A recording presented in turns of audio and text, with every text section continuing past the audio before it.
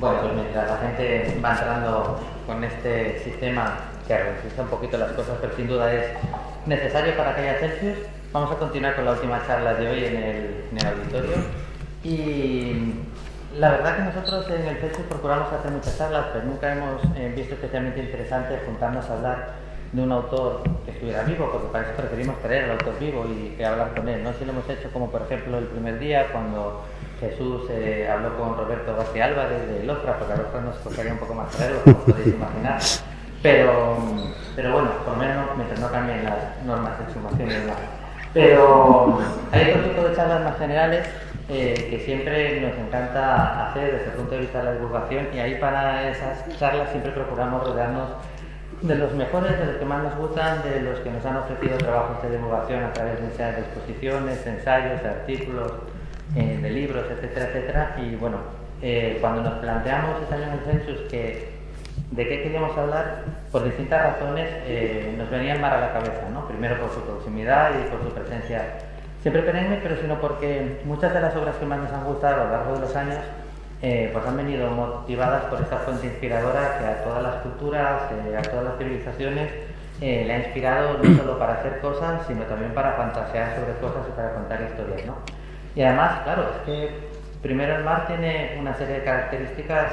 importantes, y la primera es que si hiciéramos un verdadero o falso y pusiéramos cosas que son ciertas de las profundidades del mar o del mar en sí mismo y otras que son falsas, muchos fallaríamos si las pusiéramos porque hay cosas verdaderamente sorprendidas del gran desconocido, ¿no? Y además de su gran extensión. Pero por otro lado, porque lo puedes enfocar de muchas maneras. ¿Qué películas hemos visto? ¿Qué libros hemos leído? ¿Qué obras de arte se han producido y nos han entusiasmado, emocionado con el mar como eje principal, no como motivador? Pero a la hora de contarnos historias, nos han contado historias de lo que hay en el mar, de lo que viene del mar, de qué podríamos hacer nosotros viendo al mar, a través del mar, qué puede haber más allá. Siempre ha estado ahí, y resulta que tanto Miguel Ángel Delgado como Jesús, a través de exposiciones como la de Verne, o de prólogos como de distintos libros, han tocado este tema en varias ocasiones. Así que la primera pregunta es tan genérica que podría dar lugar a una mesa en sí misma, pero vamos a intentar, por genérica, no hacerla especialmente extensa. Pero primero, ¿por qué el mar? Y si no tenéis la sensación, más en el terror que en la fantasía y en la ciencia ficción, que en los últimos años se ha tirado mucho más al entorno cotidiano, al entorno, si quieres, conocido, al entorno más realista para producir el miedo, y nos hemos curiosamente alejado de una de las fuentes que era y es motivo de grandes historias también de terror. ¿Por qué el mar lo primero? Y segundo, si creéis que en algunos géneros, supongo que esto será cíclico, ahora mismo nos hemos alejado un poquito. Bueno, lo primero, gracias por la invitación y por estar aquí y brindarme la oportunidad de estar en un escenario con mascarilla. Creo que había hecho muchas cosas en mi vida, pero esto no lo había vivido hasta ahora. Pero bueno, ¿por qué el mar? Bueno, yo creo que es que sobre todo hay algo que muchas veces no reparamos, que es que a lo largo de la mayor parte de la historia del ser humano, el mar ha sido el equivalente al espacio exterior. Es decir, en la mayor parte del paso del ser humano sobre la Tierra, en ningún momento se le pasó por la cabeza, salvo algunas excepciones, lo que había sobre sus cabezas, el verdadero misterio, lo verdaderamente terrible, donde se escondían los monstruos, donde se terminaba todo lo que el ser humano conocía, era el mar. Pues ahí están todos los relatos de siempre tradicionales de todo lo que se oculta en el mar y todo lo que aguarda, es decir, los grandes peligros. Y de hecho, en el siglo XIX, cuando se empieza un poco no tanto a poseer el mar, sino que se empieza a abrir la posibilidad de que se empieza a democratizar la navegación con los grandes barcos transoceánicos, porque hasta entonces, digamos que los viajes por mar eran para unos pocos no sé, iba a decir privilegiados o locos o aventureros, etcétera, cuando se empieza a convertir en algo más cotidiano, va unido a la tecnología. Eso es algo que se ve muy bien con Verne, que Verne se mueve entre esas dos corrientes. Entonces, por contestar brevemente, ¿por qué el mar? Es porque el mar ha sido el lugar desconocido, o sea, el equivalente al espacio, lo que sería para nosotros el espacio exterior, y de hecho, que eso es algo que podemos tocar, hay muchas similitudes entre los relatos del mar y los relatos también de la ciencia ficción, del espacio exterior. Y en segundo lugar, y enlazando con eso, es sorprendente que el mar ya no sea tanto el sitio donde ocurren las historias de terror, donde nos cuentan las historias de terror. De hecho, hay incluso, me da la sensación de que hay un poco de algo paródico incluso en las películas que se hacen hoy en día. Y es algo que a mí me llama mucho la atención, porque seguimos lo que hay en los océanos sigue siendo el gran desconocido para la ciencia. Es decir, hay muchísimas cosas que no se sabe todavía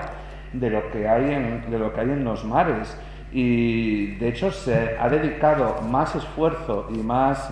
dinero a explorar el espacio exterior que a explorar el fondo del mar, así que yo creo que podría ser perfectamente un escenario para el terror más allá de lo cotidiano.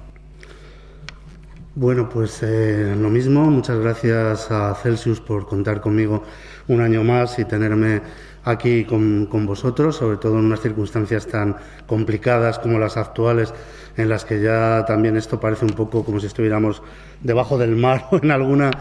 alguna especie de escenario apocalíptico propio de la ciencia ficción de horror. Y bueno, pues paso un poco a contestar lo que me comentabas, ¿no? ¿Por qué el mar? Pues a mí porque el mar me da mucho miedo, porque sinceramente me fascina, me entusiasma. Yo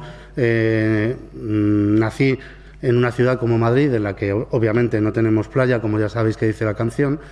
pero muy pronto empecé a viajar y tuve la fortuna de todo, desde hacer el servicio militar en las Islas Baleares hasta frecuentar las Islas Canarias y, como muchos de vosotros sabéis, pues vivir 10 años también en Asturias y estar constantemente asociado a Gijón, a Avilés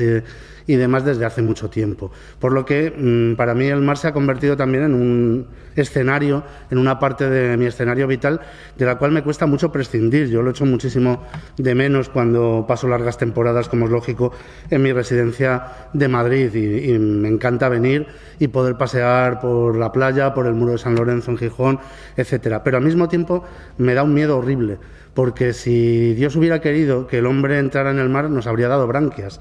No nos habría constituido de tal manera que si pasamos unos cuantos segundos de más bajo la superficie del agua, morimos asfixiados, que es una de las muertes más horrorosas que existen, como saben todos los que la hemos experimentado alguna vez. Y yo como no sé nadar, estuve a punto de ahogarme en una ocasión. Luego, por otro lado, está también lo que decía Miguel Ángel claramente. La Tierra son dos planetas. Un planeta externo, el planeta que forma la Tierra, la corteza terrestre sobre la que edificamos nuestras ciudades, nuestras civilizaciones, nuestras casas, y que más o menos conocemos y por la que deambulamos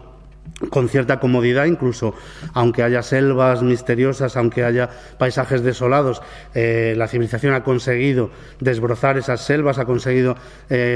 casi cartografiar todos los territorios, las superficies de esa corteza terrestre, pero al mismo tiempo la Tierra es otro planeta, y ese planeta es el océano, es el mar. Ese planeta es un mundo extraño donde habitan seres que, si los viéramos en una película de ciencia ficción, como decía Miguel Ángel, procedentes de otra estrella, de otro planeta, de otra galaxia, nos parecerían igualmente terroríficos, alucinantes y completamente distintos a las formas antropomórficas a las que estamos acostumbrados, ¿no? Simplemente porque hemos visto muchísimos documentales desde Cousteau en adelante, pues nos hemos familiarizado con el aspecto que tienen, desde los peces abisales con los dientes afilados y una especie de lucecita delante, hasta las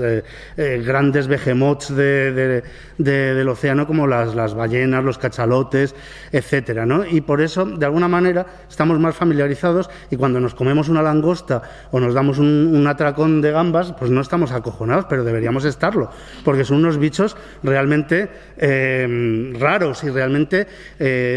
poco o nada parecidos a nosotros, son más bien eso, como insectos gigantes, como criaturas alienígenas, ¿no? Y ahí estamos comiéndonoslas encantados de la vida. Y la verdad que yo eso lo descubrí, es algo que uno ya sabe, pero lo descubrí hace unos cuantos años, ya bastantes, estando en el muelle de Santa Mónica, en Los Ángeles, donde no os creáis cuando dicen que siempre hace buen tiempo en California, es mentira, donde había pues bastante lluvia, había un día que amenazaba tormenta y yo pasé por el muelle de Santa Mónica solo, sin darme cuenta, por entre lo que eran las atracciones lógicamente cerradas y todo, y cuando me quise dar cuenta estaba al borde casi pues del parapeto, digamos, que te separa de caerte al océano, pero por un momento todo lo que tenía delante de mí, a mi izquierda, a mi derecha y enfrente, era una superficie infinita de agua grisácea, agresiva, que estaba amenazando tormenta, aunque afortunadamente no llegó a desencadenarse, y me dio una sensación absolutamente horrible de vértigo, y decir, si hay algo que esté a nuestro lado, con lo que hayamos convivido toda nuestra vida, pero que es totalmente inhumano, totalmente ahumano, que nos es hasta incluso agresivo, es el mar. La superficie, las profundidades, las cosas extrañas que pueden acechar en él, que nos aguardan, que pueden salir, las islas desconocidas, en fin, todo el catálogo precisamente de una literatura de lo fantástico, de lo extraño, de lo terrible que tiene lugar en ese escenario marino y oceánico. Y en cuanto a la segunda, muy brevemente, para no aburriros, yo estoy un poco en desacuerdo. Resulta que desde los 2000 y poco, en que se estrenó Open Water, la historia aquella de los dos que se quedan basada en un hecho real, flotando en el agua rodeados de tiburones, ha habido un constante, voy a decirlo además haciendo el chiste, una constante oleada de películas de terror marítimo. El año pasado y este año hemos tenido varias. Hay una que ahora mismo me mates, no recuerdo el título, pero una que está muy de moda recientemente, con un toque así Lovecraftiano, con un monstruo gigante, una base sumergida que un terremoto provoca, que tal, y digamos que los terrores marinos no se agotan, no se seca ese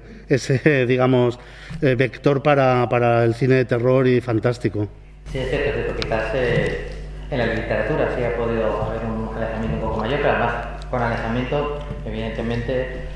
no es un corte, porque siempre va a estar ahí, siempre vamos a volver ahí. Y yo creo que una de las claves, la habéis dicho un poco los dos, y aunque siempre se habla de cómo nos estimula pues, a la hora de escribir historias, de imaginar, de pensar, en el caso de Verne, de ir más allá, etcétera, etcétera, pero yo creo que el miedo o por qué el mar es motor muchas veces es precisamente de nuestra propia naturaleza. Nosotros podemos estar felices, a lo mejor gorditos y bajitos, porque no tenemos un depredador natural. Entonces, claro, sobrevivimos, si no, la naturaleza ya habría eliminado a unos cuantos de nosotros, ¿no? Pero precisamente otra de las cosas que nos hacen débiles es que para nosotros el mar en la cabeza nos es ajeno, no es natural para nosotros. Entonces esto es la literatura y el cine, pero la literatura al principio, y bueno, no hay más que decir, por ejemplo, Lovecraft, ¿no? Tenía muy claro que a cualquier cosa tú le pones tentáculos, lo asociamos con el mar y el mar a nosotros nos es ajeno, o a cualquier elemento cotidiano le pones branquias o lo que sea y nos produce un rechazo porque es de otro lugar, ¿no? O sea, yo creo que en realidad muchas veces buscamos esta razón en lo que nos estimula de fuera, pero yo creo que es una sensación que creamos desde dentro. Sí, está claro que uno cuando ve cómo se diseñan los extraterrestres, en muchísimas ocasiones vemos rasgos que en realidad son de criaturas marinas. Por eso tenemos una película tan curiosa como Abyss, que en realidad es una película del espacio exterior. Bueno, de hecho, acaban confluyendo los dos temas. Pero es muy curioso que tenemos verdaderamente esa disociación con el mar. Como bien dices, es probablemente el único entorno en el que el ser humano está totalmente desprotegido, o sea, en el que no es el rey de la creación. Hay otros, como podrían ser pues, los polos, como podrían ser o los desiertos más extremos, en los que ocurre algo parecido, pero no de una forma tan inmediata como el mar. Yo tampoco sé nadar, entonces para mí uno de mis grandes terrores es perder el pie en el mar, o sea, verme rodeado de agua y perder el pie. Es decir, es un terror que está literalmente, y en un sitio como Avilés o como Asturias está ahí al lado. Pero a mí hay un punto que me fascina, que es por qué el mar se ha vuelto algo tan ajeno a nosotros, sobre todo cuando la ciencia también demuestra que hay una parte de pez en nosotros, es decir, la forma en cómo el embrión se va desarrollando, y sobre todo al principio, es muy similar a cómo son los peces, pero incluso a lo largo de la evolución hay una forma en cómo se reparte, la simetría que tenemos y incluso cómo se reparten los órganos, cómo se distribuye el cuerpo, que tiene mucho en común con lo que eran los peces. Es decir, los seres humanos somos peces evolucionados. Es decir, si tenemos en cuenta que la vida surgió del mar, eso es algo que seguimos teniendo muy internamente con nosotros. No sé si eso también, de forma inconsciente, tiene que ver con el hecho de que el mar es también es lugar de terrores, pero también es lugar de anhelos. El capitán Nemo, volviendo a Verne, es un anarquista que logra imponer su anarquía, porque paradójicamente se convierte en una especie de rey del mundo subacuático, que es el único lugar a donde no le pueden ir a buscar y donde no le pueden atrapar. El hecho de tener un submarino le hace estar por encima de las leyes de los hombres. Así que yo creo que sí que hay una especie de relación, por supuesto, de terror, pero el hecho de que a la vez el mar nos fascine también creo que responde a un impulso muy, muy profundo. Sí, yo creo, tirando de ese hilo, que parte del horror, parte de la angustia que despierta el mar en la literatura, sobre todo de terror, lógicamente, ¿no? Porque estamos hablando un poco en términos genéricos de toda la literatura fantástica, maravillosa y de ciencia ficción, pero claro, los enfoques son distintos. El enfoque de la ciencia ficción, el enfoque verniano, es un enfoque más de sentido de la maravilla, más de buscar precisamente esos elementos, ¿no? de fantasía y de libertad, de liberación del ser humano en esas aguas infinitas donde te puedes dedicar a la piratería y escapar de las leyes de los hombres. Pero lo que tú has dicho está muy íntimamente ligado a también el polo opuesto del horror que nos provoca, y es un horror que está en nosotros mismos, precisamente porque de alguna manera sabemos que provenimos de ahí, pero provenimos de ahí en una forma que no es humana, que es muy primigenia. En ese sentido también Lovecraft era muy hábil en su, digamos que, fobia hacia los peces, hacia lo marino, porque en ellos adivinamos un origen que hemos superado ampliamente a través de la evolución, y de alguna manera el volver al agua, en un sentido incluso también psicoanalítico, ¿no? Podríamos hablar un poco ahí en términos freudianos, o desde un punto de vista más psicológico, psicoanalítico, pero de alguna manera volver a ser peces es perder nuestros rasgos humanos, es perder nuestra inteligencia, nuestra individualidad, y fundirnos en un elemento como es el agua, que ya de por sí, esa agua oceánica que os decía, ¿no? que realmente me dio una sensación de vértigo similar o parecida a la que puede dar el espacio infinito. Es lo más parecido a la disolución de la mente, a la disolución de la personalidad que podemos encontrar. Y eso, por ejemplo, está muy presente en la obra de quien yo creo que es el escritor por excelencia del horror marítimo, que es William Hope Hodgson, que fue precisamente una de las grandes influencias en Lovecraft, y que a su vez es un personaje fascinante, que desgraciadamente vivió muy poco tiempo, murió en la Primera Guerra Mundial en 1918,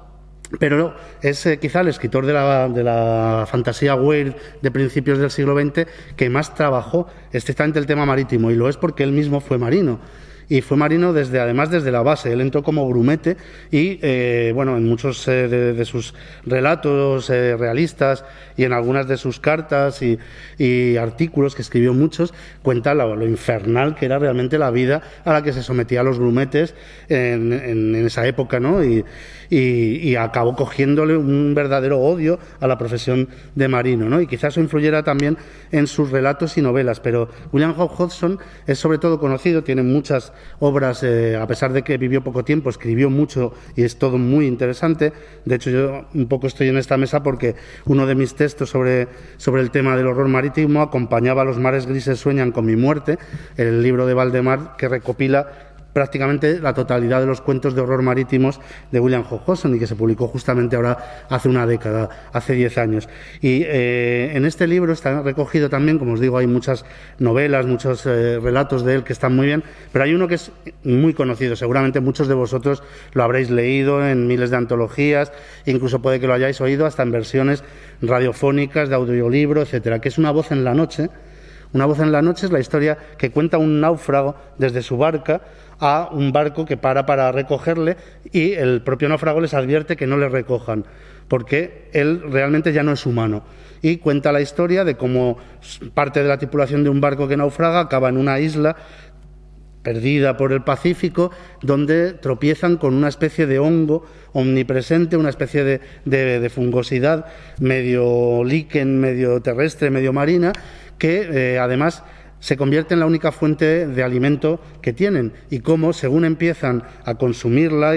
la propia sustancia les consume a ellos y les va convirtiendo en auténticos hongos, en colonias de líquen vivientes que van perdiendo totalmente, por un lado, su mente, su raciocinio, van cayendo en alucinaciones, en locuras y demás, pero también van perdiendo la forma humana, van perdiendo el contorno, van perdiendo los miembros y tal, convirtiéndose a su vez en una masa de líquen que casi parece también pues una masa de algo de arrecife o una cosa similar, ¿no? Y yo creo que esto enlaza muy bien con lo que tú decías, ¿no? Con el hecho de que procedemos, como toda forma de vida en teoría, ¿no? de las aguas, y que ese ciclo de la evolución se repite incluso en el feto humano, se repite en la propia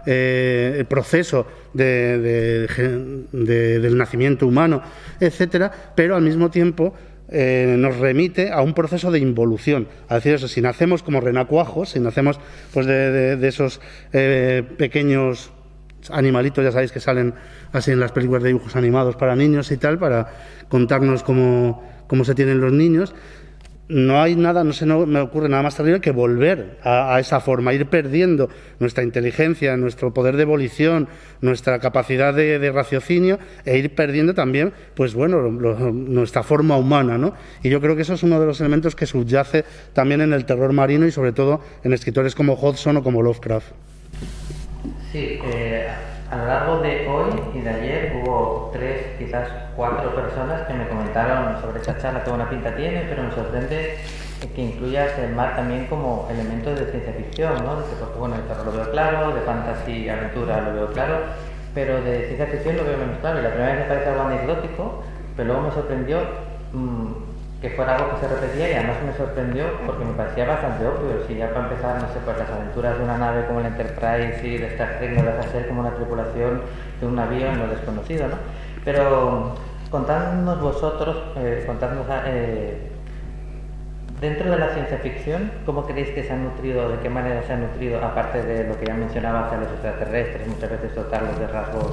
marinos? Esa relación entre ciencia ficción y mar. Hombre, yo creo que mucho va por lo que comentas. Es decir, en toda la, vamos, en todo lo que decías de Star Trek, de los tópicos, incluso podemos decir sin ningún ánimo peyorativo, pero de la ciencia ficción se da por supuesto que va a haber un puente de mando, que va incluso hay un capitán, hay unos oficiales y luego hay marineros, hay grumetes, exactamente igual, que recorren el espacio como los barcos recorrían el espacio marino. También porque en el fondo están unidas un mundo y otro por el tema de la exploración. Es decir, cuando hablamos de la exploración y uno se da cuenta de lo que se hacía en la gran época en el siglo XV, el siglo XVI, a mí me gusta compararlo con esos videojuegos que cuando empiezas estás solamente aparece en el mapa tu zona y vas explorando, y entonces vas revelando. Cuando ves la historia de la exploración, o por ejemplo observas cómo se van confeccionando los mapas, es un proceso muy parecido al de al de esos videojuegos, ese descubrimiento de esos lugares olvidados. Aunque hay que tener en cuenta que, también seamos sinceros, para la mayor parte el mar es algo que hay que atravesar para llegar a donde verdaderamente quieres llegar, que es a las tierras que alguien dice que están en otro lugar, en donde habitan seres maravillosos o grandes fortunas y todo eso. Nadie se lanza al mar para vivir en el mar, es decir, hasta que aparece al menos la posibilidad de vivir bajo el mar. Entonces, en ese sentido, tiene también esa traslación en las historias de la ciencia ficción, en el descubrimiento de un planeta en el que nunca nadie había llegado, y se repite otra vez los tópicos de cuando se encontraban con los indígenas que vivían en un lugar. De hecho, también seamos sinceros, muchas de las formas en las que en la ciencia ficción se presenta el viajar por el espacio, que es totalmente equivalente como al viajar por el mar, es algo que no se sostiene. En realidad, hoy sabemos que viajar por el espacio es algo muy distinto en el fondo a como viajar por el mar. Hay cosas que sí se pueden parecer, pero es algo infinitamente más complicado. Y si me apuras, en el fondo también lo que hay es una perspectiva también colonialista, en cierta forma, como también sucede con los europeos que lo que buscan en realidad es encontrar nuevas tierras para sus coronas o para sus empresas, en el caso de todas las empresas de las Indias y todo eso. Así que yo creo que hemos trasladado casi como un calco, una cosa y otra. Bueno, yo la verdad es que creo que hay casi más que un calco, hay una relación como muy interactiva entre ambos elementos dentro de la historia de la ciencia ficción, entre la exploración espacial y la exploración submarina. Y creo que a partir precisamente del éxito de 20.000 leguas de viaje submarino, tú sabes, surgen montones de imitaciones en todo el mundo. Tenemos versiones de escritores españoles de la propia época de 1890, 1900, hay italianos, Luigi Motta, y hay todo un género de ciencia ficción primitiva que se fundamenta en esa exploración submarina, en el descubrimiento de nuevas formas de vida bajo el mar y en personajes más o menos copiados o imitados de la tradición del Capitán Nemo, del Nautilus, etcétera. Y luego eso ha seguido teniendo una cierta continuidad, y me sorprende en cierta medida que, hablando como estábamos hablando de Star Trek, nadie haya hablado del Seaview, de ese maravilloso submarino que cuando éramos pequeños algunos nos hacía soñar precisamente no con viajar al espacio, sino con viajar al fondo del mar. La serie Viaje al fondo del mar, que bueno, procede además de, creo que hay una relación muy directa entre precisamente la película de 20.000 leguas de viaje submarino que dirigió Richard Fleischer en 1954, que fue un grandísimo y merecido éxito y que trajo a la Guerra Fría y a la era atómica la novela de Julio Verne sin traicionarla en ningún sentido. Tuvo muchísimo impacto y mucho éxito, y entonces, como siempre ocurre en Hollywood, y de hecho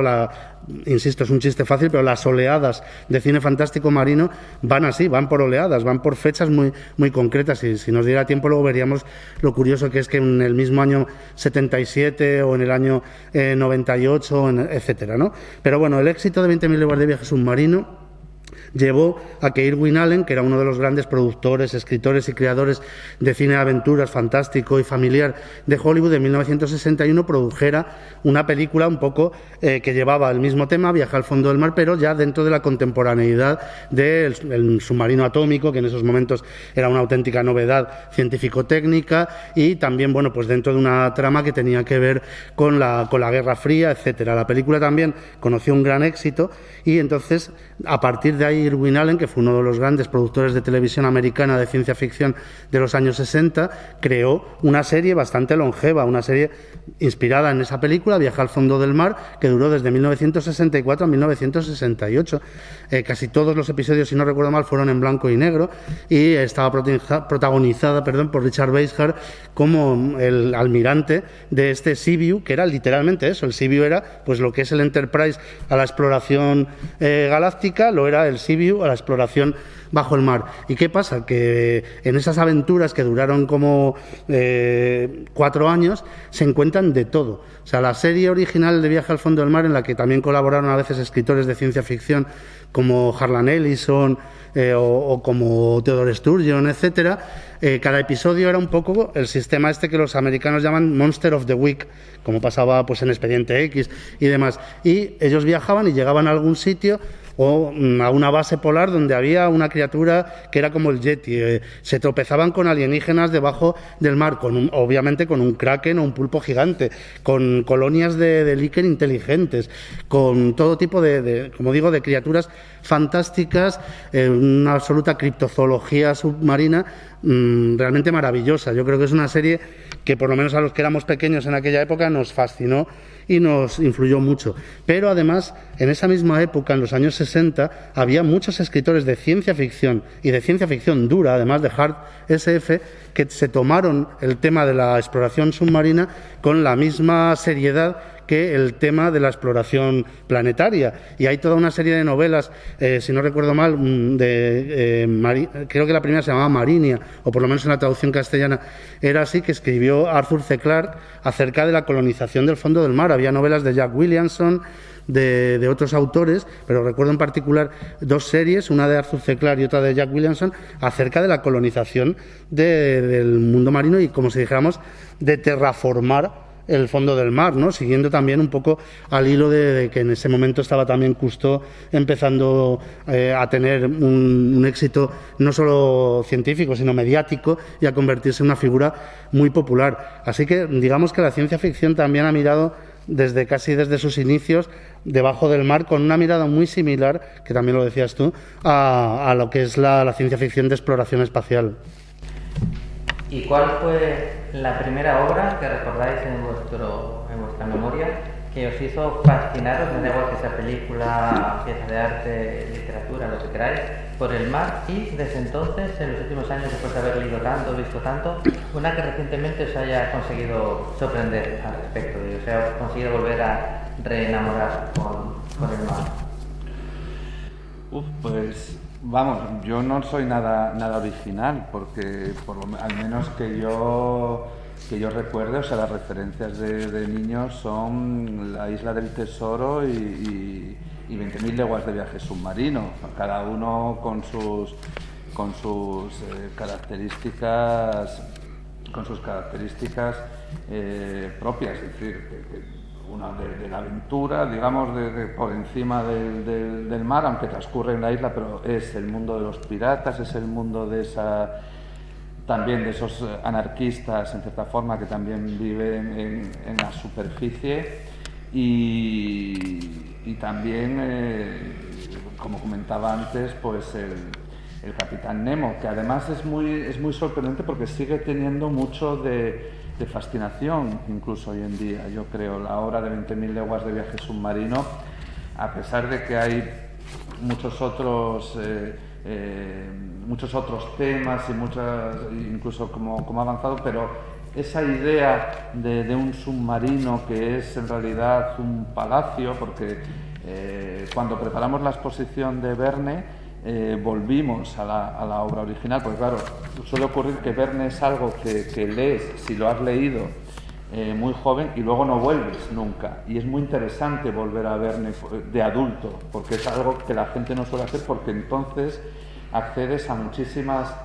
cosas a las que no habías accedido antes porque se te escapaban, aparte de que a saber qué edición habías leído de Verne, porque es un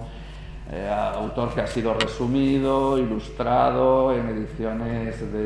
de todo tipo. Y cuando lees 20.000 leguas de viaje submarino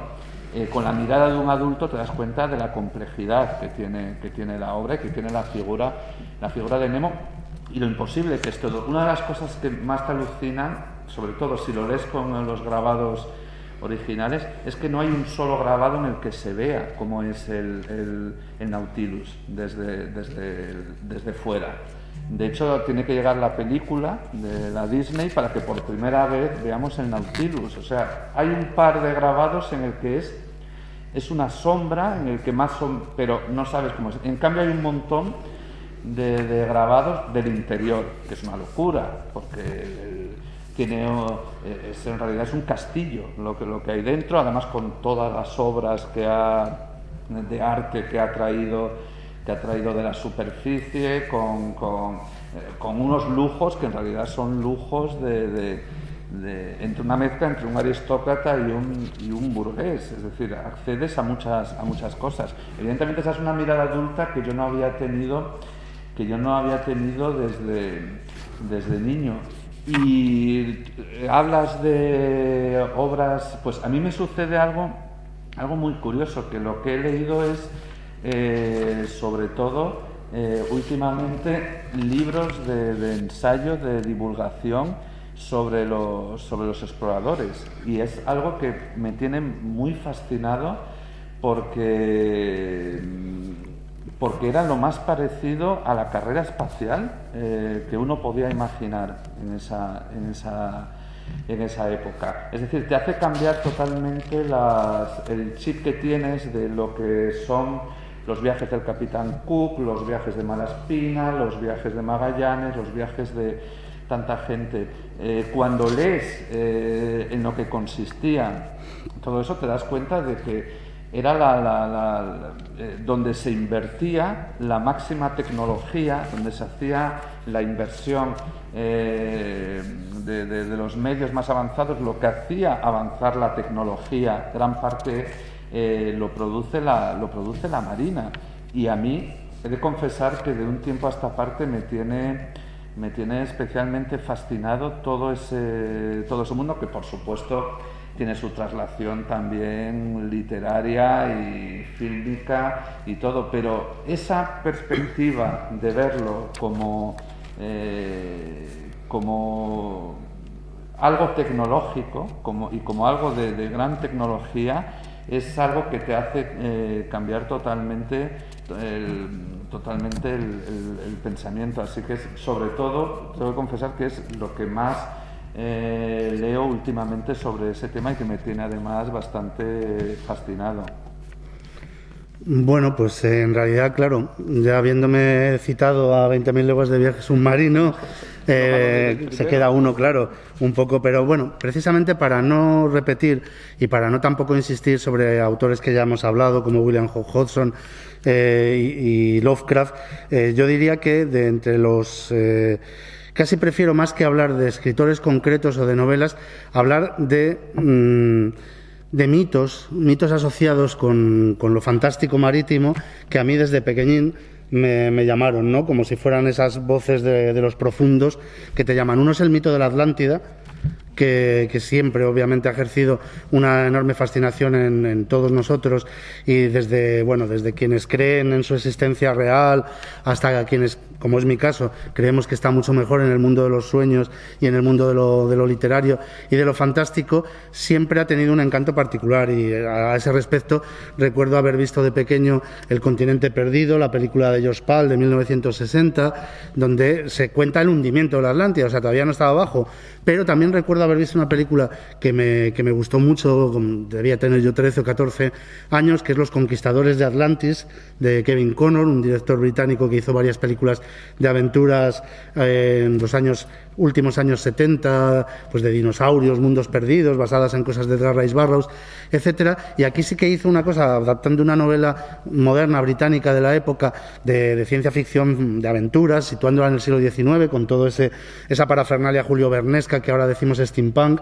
En el año esos 70 y pico, 74 todavía no habíamos inventado el steampunk, o 78 creo que es, pero tenía todo ese encanto y sí contaba una expedición que va buscando tesoros perdidos con un batiscafo y da con un continente sumergido que es la Atlántida y que además son los últimos marcianos que,